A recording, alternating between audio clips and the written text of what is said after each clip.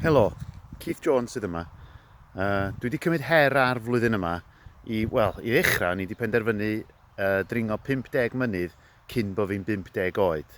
Mi dyfodd hwnna i 100 a rwan dwi wedi penderfynu wneud bob un yng Nghymru. Mae yna 190.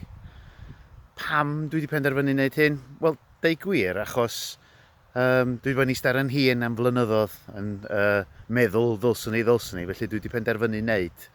Hyd yn hyn yn y 6 mis cyntaf, dwi wedi dringo 171 mynydd ar draws Cymru. Mae gennau 19 ar ôl. Mae'n dechrau mynd yn anoddach, fel mae'r tywydd yn newid a mae'r nos yn gynt yma. Ond dwi wedi dysgu cryn dipyn amdan fi'n hun ac amdan Gymru hefyd. Mae'n lle anhygol a mae'r mynyddoedd, mae le ydych chi'n edrych i lawr ar.